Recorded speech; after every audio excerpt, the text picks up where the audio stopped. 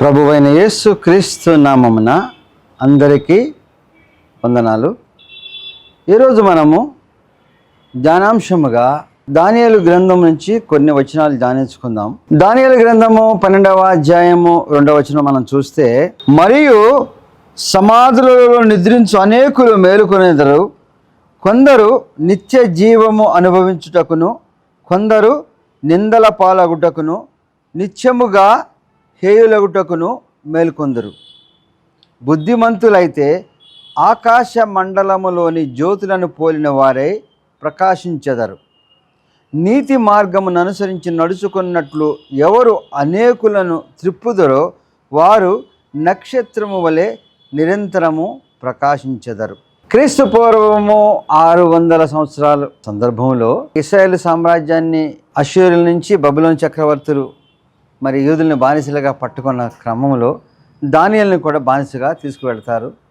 ఆ దానియేలుని తీసుకెళ్ళిన తర్వాత దేవుడు దానియేలుని నడిపించిన విధానం, దానియేలుకి ఇచ్చిన దర్శనములు, అంత్యకాలంలో జరిగే యొక్క సంఘటన గురించి వివరించబడింది. 2800 సంవత్సరాల క్రితమే ప్రవచనంలో చెప్పబడింది. ఏమని? అంత్యకాలంలో వచ్చే దేవుడిని ఎదుర్కొనటానికి ఏ రీతిగా ఉంటారంటే, ముందుగా సమాధులలో నిద్రించు అనేకులు మేలుకొనెదరు, కొందరు నిత్య జీవము అనుభవించుటకును, కొందరు నిందల పాలగుటకును, నిత్యముగా హేయులగుటకును మేలుకొందరు. బుద్ధిమంతులైతే ఆకాశ మండలములో జ్యోతుల వలె ఉంటారు. నీతి మార్గంను అనుసరించి నడుచుకున్నట్లు ఎవరైతే అనేకులను త్రిప్పుదరో వారు నక్షత్రముల వలె నిరంతరము ప్రకాశిస్తూ ఉంటారు. ఆకాశములో నక్షత్రముల నిరంతరము ఉండే గొప్ప సమూహంలో ఎంతమంది ఉండగలుగుతారు? ఎవరు ఉండగలుగుతారు? మన దేవుని నీతిమత్వంలో ఉంటే దేవుని సన్నిధికి వెళదాం. అయితే దీనికి ఉన్న ప్రత్యేకతలు ఇక్కడ చెప్పబడింది.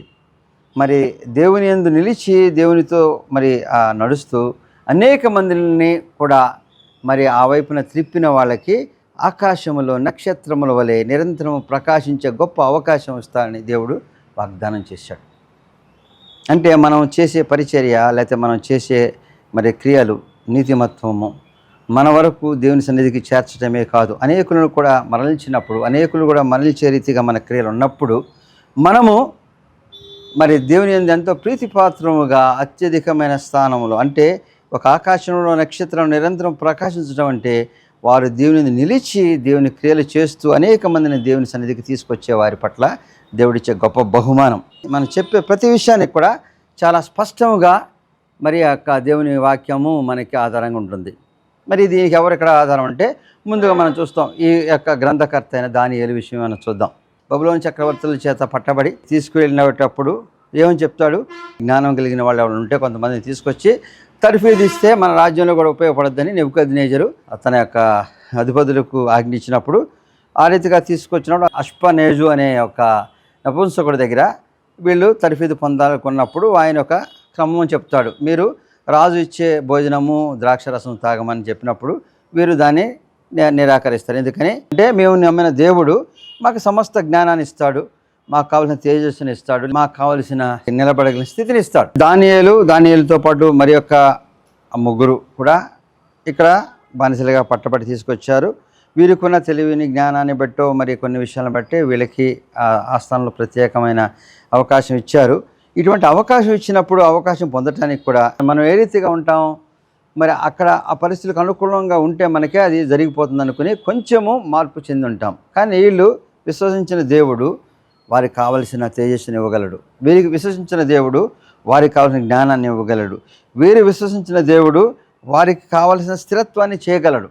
కాబట్టి మనుషుల యొక్క చిన్న చిన్న ప్రోత్సాహాలతో ఆ యొక్క స్థితిని పొందే కన్నా దేవుని విశ్వాసంతో పొందితేనే మంచిదని, మాకు శాకాహారం నేడుతూనే మేము ఉంటాము, 10 రోజులు చూసిన తర్వాత మా మొఖాలు కానీ మా యొక్క జ్ఞానం కానీ ఏదైనా తక్కువ అనిపిస్తే తీసివేయచ్చు అన్నప్పుడు వారి యొక్క విశ్వాసాన్ని బట్టి అనుమతించబడుతుంది. అయితే ఆ రీతిగా వారు 10 రోజుల తర్వాత ఆ యొక్క తేజస్సు కానీ ఆ జ్ఞానము కానీ చూపించగలుగుతారు. దేన్ని బట్టి? దేవుని యందు నిలిచి దేవుని యందు విశ్వసించి సమస్తమును ఇచ్చి నడిపించిన దేవుడు ఈ విషయంలో కూడా వాళ్ళకి తగిన సహాయం చేస్తాడు అని దేవునిపైన ఆధారపడినప్పుడు దేవుడే వారికి కావలసిన వచ్చస్సును లేకపోతే వాళ్ళ జ్ఞానాన్ని ఇచ్చి నిలబెట్టిన సంఘటన. ఈ రీతిగా దానియేలు మరి ఎక్కడికో పట్టబడి బానిసకు వెళ్ళినా కూడా రాజీ పడలా, లేకపోతే ఎవరికి తల వంచలే. ఎవరినైతే నమ్మాడో విశ్వసించాడో ఆ దేవుడు ఇస్తాడని అక్కడ మరి చూపించగలిగాడు. దేవుడు మరి దానియేలును స్థిరపరిచే క్రమంలో రాజైన నెబుకద్నెజరుకి ఒక కళ వచ్చింది. ఆ కళ యొక్క భావాన్ని తెలియచేయమని ఆ రాజాస్థానంలో ఉన్న ప్రముఖులను, అంటే అప్పుడు సోదగండ్రలను, మరి రాజాస్థానం ఉన్న వారందరికీ కూడా ఈ విషయం తెలియజేయమని రాజు ప్రకటిస్తాడు. ఈ రాజుకు ఒక కళను చెప్పగలిగి దాని భావం చెప్పగలగాలంటే దేవుని యొక్క జ్ఞానం ఉన్న వాళ్ళు మాత్రమే చెబుతారని రాజు కూడా తెలుసు. అయితే వీళ్ళలో ఎవరికి ఉందనే పరీక్ష చేసే క్రమము ఎవరి పట్ల వస్తుంది? ఎవరినైతే దేవుడు ప్రణాళిక చొప్పున నడిపిస్తాడో మరి ఆ అవకాశం రావాలంటే ఇప్పుడు రాజుకి వచ్చిన కళ ఆయనకి తెలిసినా చెప్పకుండా దాని భావం చెప్పమన్నాడు. ఎందుకని? ఆ కళను వివరించగలిగిన వాళ్ళు, లేకపోతే చెప్పినా కూడా వివరించలేని వాళ్ళు మాత్రమే. ఆ కళ భావాన్ని చెప్పలేనప్పుడు అందరినీ చంపవలసి వచ్చిన క్రమంలో దానిలంత విశ్వాసంతో దాని భావం చెప్తానని ఆ యొక్క అనుమతి తీసుకొని మరి తనతో ఉన్న షడ్రకు, అబేద్నగో, మేషక్కులతో కలిసి ప్రార్థన చేసి దేవుని మొరపెట్టి ఆ కళాభావాన్ని తీసుకుని చెప్తాడు. ఆ కళాభావాన్ని తీసుకుని చెప్పగలిగినప్పుడు ఆ కళ ఏమని వచ్చింది? ఒక విగ్రహం ఉంటుంది, తలంతా ఎంతో బంగారమయమే మెరుస్తూ ఉంటుంది. తర్వాత భుజాలుని ఆ యొక్క వెండితో మెరుస్తూ ఉంటాయి. తర్వాత ఉదరము, తొడలు తడితో ఉంటాయి. మోకాళ్ళు, పాదాలు కూడా కొంత ఇనుముతో కొంత మట్టితో ఉన్నట్టు కళ వస్తుంది. ఇది రాజా నీకు వచ్చిన కళ. కాబట్టి దీంట్లో మొదటిగా కనబడుతున్న యొక్క తల నిన్ను గురించి వివరించబడింది. అంటే నువ్వు అనేక విషయాల్లో జయించబడి రాజుగా మంచి స్థానం పొంది స్థిరంగా మరి నువ్వు రాజ్యాన్ని వెళ్తావని ఇక్కడ చెప్పబడింది. తర్వాత వాళ్ళు వచ్చేవాళ్ళు బలహీనులుగా ఉంటారని చెప్పబడిందని చెప్తాడు. ఎందుకని? ఆ సమయంలో రాజుకి అంతకన్నా చెప్పినా వివరించినా అర్థం కాదు. దాని కళాభావం దానియేలుకి తెలుసా లేదా, లేకపోతే ఇతరులకు చెప్పితే వాళ్ళు చెప్పగలరంటే వారు చెప్పలేరు. ఎందుకని? ఇది అంత్యకాలంలో లేకపోతే ఆ కాలక్రమంలో జరిగే ఒక పరిణామాల గురించి మరి ఆ కళ ఉంది. నిజంగా ఆ సమయంలో నెబుకద్నెజరుకి సంబంధించి చెప్పబడిందా? అయితే కాదు. తర్వాత వచ్చే రాజుల గురించి కూడా చెప్పబడింది. ఎందుకని మరి నెబుకద్నెజరుకి కళ వచ్చిందంటే, నెబుకద్నెజరు మరి యెరూషలేము పట్టణం మీదకి వెళ్ళి యెరూషలేము దేవాలయాన్ని కూల్చి మరి ఆ యూదులందరిని పట్టుకుని వాళ్ళందరినీ తీసుకుని ఇక్కడికి వచ్చి బానిసలుగా పెట్టుకున్నాడు. యెరూషలేము పట్టణంలో ఉన్న సమస్త పరికరాలను తీసుకుని వచ్చాడు. దేవుని నగరములో దేవుని ఆలయమును కూడా పట్టుకుని వచ్చే ఆధిక్యత ఉన్నప్పుడు దేవుడు మరి ఎందుకని ఉపేక్షించాడు? ఎందుకంటే ఇశ్రాయేలు దేవునికి విరుద్ధంగా అనేకమైన భయంకరమైన క్రియలు చేసినప్పుడు, దేవుని ప్రవచనాలు కూడా వారు లెక్క చేయకుండా దుర్మార్గంలో కూరుకుపోయినప్పుడు వారికి దేవుని యొక్క సన్నిధి తెలియచేయటం మరి అంతకన్నా అవకాశం లేదు. కాబట్టి నెబుకద్నెజరు దేవుడు అనుజ్ఞ ఇచ్చినట్లే నెబుకద్నెజరుకు అనుజ్ఞించాడు. నెబుకద్నెజరు గొప్పవాడని కాదు, ఆ క్రియ చేయడానికి మాత్రం నెబుకద్నెజరు దేవుడు అనుమతించాడు. అయితే దాన్ని బట్టి నెబుకద్నెజరు తన బలమును బట్టో తన గొప్పతనాన్ని బట్టో జరుగుతుందని అతిశయించే క్రమంలో దేవుడు ఈ కళను పంపించాడు. అంటే దేవుడు ఒక్కొక్కరికి ఒక్కొక్కసారి ఆధిక్యతనిస్తూ ఉంటాడు. ఆ ఆధిక్యతలో వాళ్ళకున్న బలము, శక్తికి మించి అనేకమైన గొప్ప కార్యాలు చేయవచ్చు. అవి దేన్ని బట్టి జరుగుతున్నవి? వారి బలాన్ని బట్టో, వారి సంపదను బట్టో, వారి యొక్క అధికారాన్ని బట్టో అనుకుని అతిశయించి ఇంకా విపత్కర పరిస్థితుల్లో మనుషులు వెళ్లకుండా నెబుకద్నెజరు విషయంలో దేవుడు ఈ యొక్క కళను పంపించి చెప్పడంలో ఏంటంటే, ఎవరైతే మరి దేవునిని ఎరగని వాళ్ళు కూడా దేవుని నీతిని ఎరిగి దేవుని సన్నిధికి రాగలరో, వస్తారనుకున్న వారికి దేవుడు ఇచ్చే అవకాశం అదే. కానీ నెబుకద్నెజరు ఇప్పుడు పరిస్థితి చాలా మూర్ఖమైన పరిస్థితి.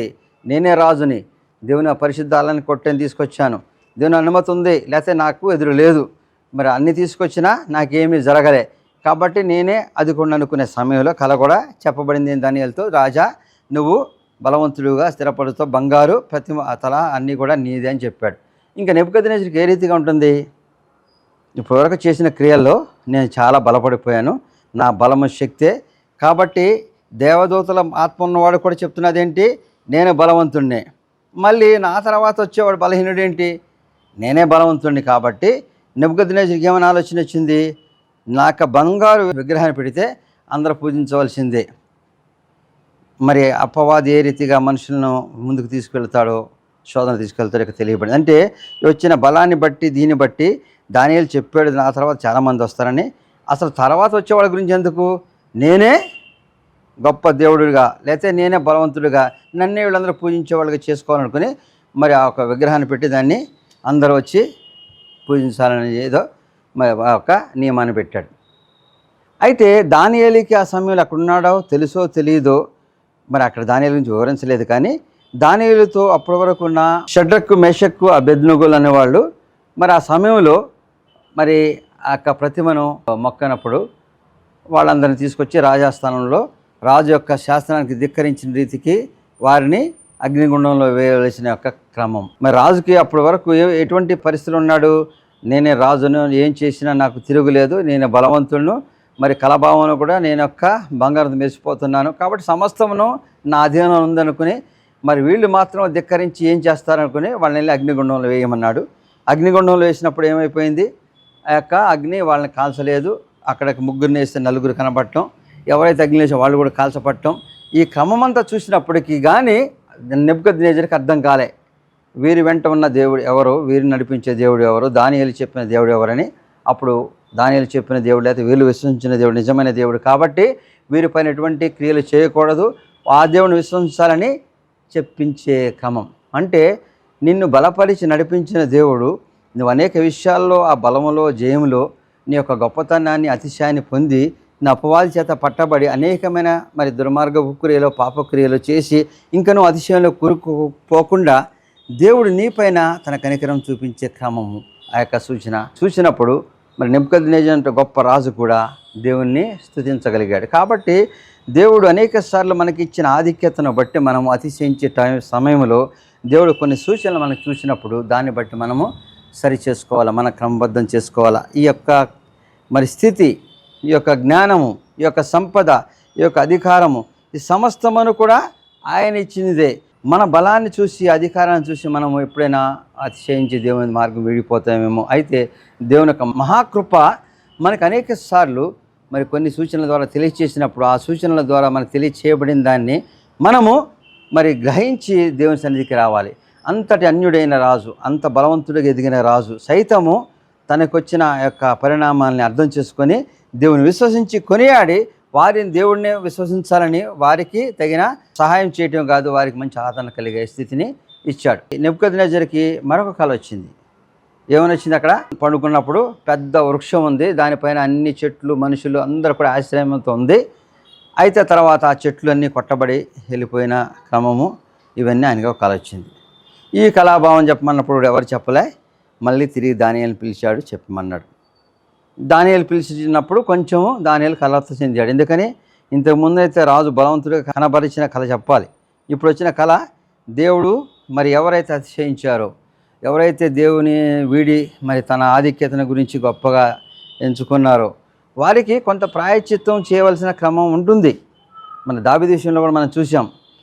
అంటే మనం ఈ లోకంలో చేస్తున్న అనేక క్రియలలో మనము దేవుని నమ్మి విశ్వసించి మన యొక్క క్రియల గురించి దేవుని సన్నిధిలో మొరపెట్టి పాపక్షమాపణ పొందినా మనం చేస్తున్న అనేక క్రియల యొక్క పర్యవసానం మనం ప్రాయశ్చిత్తం చేయవలసిన క్రమం ఉంటుంది. ఆ ప్రాయశ్చిత్తం చేయవలసిన అవకాశం దేవుడు ఇస్తే నిన్ను పూర్తిగా క్షమించినట్లే. అంటే దేవుడు నిన్ను క్షమిస్తాడు నీ మారు మనసును బట్టి. నువ్వు తిరిగి మళ్ళీ చేయకపోతే నీ ఆ క్షమాపణలు ఉంటావు. అయితే ప్రాయశ్చిత్తం కూడా చేయవలసిన క్రమం ఈ లోకంలో ఉంది. నెబుకద్నెజరుకి అప్పుడు వచ్చిన ఆ కలలో మహావృక్షంలాగా వెతికిపోయావు, నీ పైన అందరూ ఆధారపడి ఉన్నారు, అన్నీ ఉన్నాయి. అయితే నువ్వు అతిశయించిన దాన్ని బట్టి నీకు ఒక రోజున మానవ రూపం నుంచి మరి జంతువు రూపంలోకి వెళ్ళిపోతావు. నీ గోళ్ళు అన్నీ కూడా జంతువుల ఆకారంలో ఉండిపోయి కొంతకాలం నువ్వు నీ రాజ్యాన్ని విడిపోతావు, రాజ్యంలో కూడా నేను ఎవరు నిలవనీయకుండా చేస్తారంటాడు. మరి ఈ విషయం వెంటనే జరుగుద్దా, ఎప్పుడు జరుగుద్దా చెప్పడు. కానీ ఇది కళాభావం చెప్పినప్పుడు మరి ఎంత న్యూనత పొంది చెప్పినా దేవుని యొక్క విషయాన్ని బయలుపరిచినప్పుడు నెబుకద్నెజరు అప్పటికే మరి షడ్రక్ అబేద్నెగో మేషకు విషయంలో చూశాడు. దాని చేత ఈ ప్రవచనం వచ్చింది తన యొక్క కళలో. కాబట్టి తనకు అనుకూలంగా లేదనుకున్నాడు, కొంతకాలం మర్చిపోయాడు. మనుషులు కూడా అంతే. దేవుని యొక్క సూచనలో మన అనుకూల పరిస్థితులు చూసి మనం తర్వాత కొంతకాలం ఏం జరగట్లేదు కాబట్టి మనం చేసింది క్రమము, లేకపోతే మన యొక్క తప్పును సరిచేశాడు, మనకి ఏం రాదనుకుంటారంటే వారు ఎప్పటికప్పుడు ఆ క్రమంలో జరుగుతున్నప్పుడు మాత్రమే జరిగిన వాటిని మనము ఎంచుకుంటాం. కానీ దేవుని ఉగ్రత కానీ, దేవుని యొక్క కాపుదల కానీ, దేవుని యొక్క ప్రణాళిక కానీ, దేవుని యొక్క ప్రేమ కానీ మన యొక్క కాలాలు సమయాలు మారుతూ మనకి తెలియజేయబడుతుందని వాక్యం చెప్పబడింది.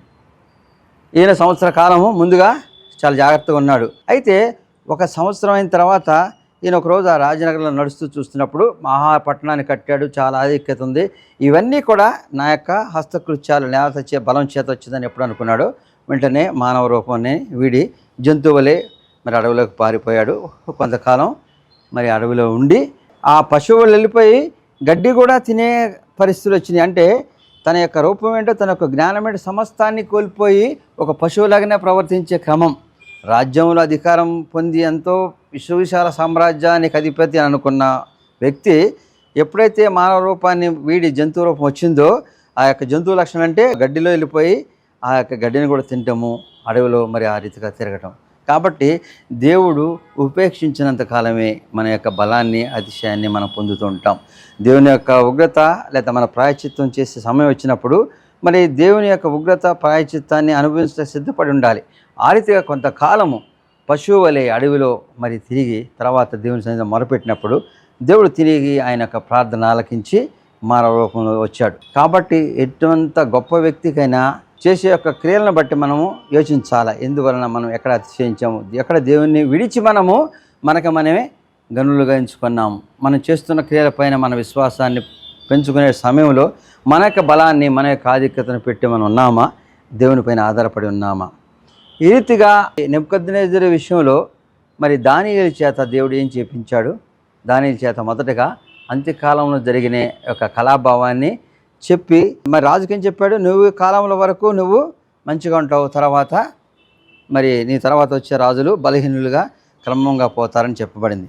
ఇది నిజంగా జరిగిందంటే అవన్నీ కూడా నెరవేర్చబడినాయి. నెబుకద్నెజరుకి ఎందుకు చెప్పబడిందంటే, నెబుకద్నెజరు నువ్వు రాజు అనుకున్నావు, యెరూషలేము పట్టణాన్ని మరి కూల్చావనుకున్నావు, అంత్యకాలంలో కూడా మరి దేవుని బిడ్డలు ఏ రీతిగా ఉంటారో ఈ రీతిగా క్రమంగా ఉంది. కాబట్టి నీకున్న బలాన్ని బట్టి దీన్ని బట్టి అతిశయించొద్దు అన్నాడు. అయితే దానియేలు చేత ప్రవచనాలు చెప్పబడినప్పుడు దేవుని నిలిచి నెబుకద్నెజరు దేవుని ఆరాధించి స్తుతించినప్పుడు నెబుకద్నెజరుకి మరి దేవుని యొక్క కృపను పొంది దేవుని సన్నిధికి కూడా చేరుకునే క్రమము కనబడుతుంది. ఎవరు అనేకులను త్రిప్పుదురో వారు నక్షత్రములో నిరంతరము ప్రకాశించెదరు. దానియేలు దేవుని నిలిచి దేవుని పైన ఆధారపడి రాజు ఇస్తాననే దేన్ని కూడా పొందకుండా తన యొక్క మరి నమ్మిన విశ్వాసంతో ఉన్న దేవుని యందు నిలిచి ఉన్నప్పుడు దానియేలుకు జ్ఞానం సమస్తమును చేసి ప్రధానిగా చేశాడు. అంతేకాదు రాజు యొక్క కళాభావాన్ని చెప్పినప్పుడు కూడా ఏది ఆశ్రయించకుండా రాజుకి తగిన రీతిగా మరి ఆ చెప్పటంలో రాజు తన అతిశయాన్ని వీడి దానియేలు చెప్పిన భావాన్ని బట్టి దాన్ని బట్టి గ్రహించి దేవుని సన్నిధిలో తన మొరపెట్టినప్పుడు ఆ అతిశయాన్ని వీడినప్పుడు మరి నెబుకద్నెజరుకి మరి దేవుని సన్నిధి దక్కగలిగిన గొప్ప అవకాశం ఉంది. కాబట్టి నీతిమంతులు చేసే క్రియలు, నీతిమంతులు అనేక మందిని దేవుని సన్నిధికి నడిపించినప్పుడు వారు నక్షత్రంలో ప్రకాశిస్తారు.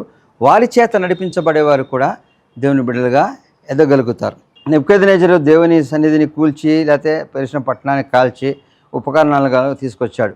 ఇంత దుర్మార్గపు క్రియలు చేసిన నెబుకద్నెజరుకి మరి దేవుడు ఏ రీతిగా క్షమించి ఆయన సన్నిధిస్తాడు. బానిసగా పట్టబడి తీసుకొచ్చిన వారికి కూడా దేవుడు అక్కడ మంచి స్థానాన్ని ఇచ్చాడు, అంతగా నడిపించాడు, అంత ఆశ్రయాన్ని పొందగలిగాడు, అక్కడ ఆధిక్యతను పొందగలిగాడు. ఇటువంటి అవకాశం ఇవ్వటంలో కూడా నెబుకద్నెజరుకి దేవుని యొక్క సన్నిధికి దగ్గర అవటానికి కారణం. అంతేకాకుండా నెబుకద్నెజరు దేవుని తోలనాడలే, నెబుకద్నెజరు దేవుణ్ణి విమర్శించలే. నెబుకద్నెజరు మీ దేవుడు మంచివాడు కాదని, లేకపోతే మీ దేవుడు నమ్మకస్తుడు కాదు, మీరు నమ్మిన దేవుడు మరి ఎందుకు కొరగాని వాడు కాదని ఎప్పుడు కూడా దూషించలే. ఆ రీతిగా దూషించే నెబుకద్నెజరుకు దేవుడు అవకాశం ఇచ్చేవాడు కాదు. ఇది నిజమా అంటే మరి ఎంతో బలాధిక్యత కలిగిన నెబుకద్నెజరు, మరి ఎంతో యుద్ధశూరుడు, అనేకమైన జయాలు పొందిన నెబుకద్నెజరుకు కూడా దేవుని యొక్క క్రియలను గురించి మేము ఎప్పుడూ స్వల్పంగా మాట్లాడలే. ఆయనే నిజమైన దేవుడు. ఆ విశ్వాసమే నెబుకద్నెజరును స్థిరపరిచింది. ఆ రీతిగా విశ్వాసాన్ని బలపడటానికి, ఆ రీతిగా విశ్వాసంలో వెళ్ళడానికి దానియేలు చాలా ప్రముఖమైన పాత్రను వహించాడు. అంటే దానియేలు జీవితంలో అనేక విషయాలు మనం గ్రంథంలో చూస్తాం. కానీ ఒక నెబుకద్నెజరు వంటి గొప్ప రాజును, నెబుకద్నెజరు వంటి మహాక్రూరుడు, లేకపోతే అవన్నీ దేవుని సన్నిధిని కూల్చిన వాడిని కూడా దేవుడు నిజమైన దేవుడని ఒప్పించగలిగిన మరి యొక్క నీతిమంతుడు. కాబట్టి ఒక నీతిమంతుడు తన యొక్క జీవితంలో అనేక మందిని మరల్చడం అంటే తన నీతిమత్వాన్ని బట్టి ఎక్కడికి వెళ్ళినా సరే నిలబడగలుగుతాడు, ఎక్కడికి వెళ్ళినా సరే తన నీతిమత్వం జయిస్తుంది. ఎందుకని అతను నీతిమత్వం అంటే అతని యొక్క నీతిమత్వం ఏ రీతిగా ఉంటుంది? దేవుని నమ్మినప్పుడు దేవుని పైన ఆధారపడి ఉంటాడు. అక్కడికి వచ్చినప్పుడు నీకు మంచి ఆహారం లేకపోతే మంచి బలమైన పోషకాహారం అందం రూపం అన్నీ ఇచ్చేయి మేము ఇస్తానన్నప్పుడు నువ్వు ఇచ్చిన వాటితో నేను బలపడితే నేను నమ్మిన దేవుడు ఏమవుతాడని దేవుని విశ్వాసంతో ఉన్నాడు. ఆ రీతిగా రాజు కళాభావాన్ని చెప్పమన్నప్పుడు కూడా కళ చెప్పలేదు, దాని భావం చెప్పలేదు. తనకు తిరిగిన రాజ్యము కాదు. తన బానిసగా పట్టబడిన పరిస్థితుల్లో వాళ్ళ చేత ఎటువంటి హింసించబడే క్రమమైనా తప్పదు. అయినను తను నమ్మిన దేవుని విశ్వసించి దేవుని అడిగి ప్రార్థించి ఆ కళను తెలుసుకుని చెప్పినప్పుడు కూడా మరి ఆ యొక్క నెబుకద్నెజరు తర్వాత అనేక రాజ్యాలు వస్తున్నాయని చెప్పిన విషయాన్ని కూడా ధైర్యంగా చెప్పగలరు. అనేది దేవుని నీతిమత్వం నిలిచిన వాళ్ళు మరి చేస్తున్న క్రియలు ఎదుటి వాళ్ళు చూసినప్పుడు వారు కూడా ఆ యొక్క దేవుని విశ్వాసం పొందే రీతిగా ఉండాలి.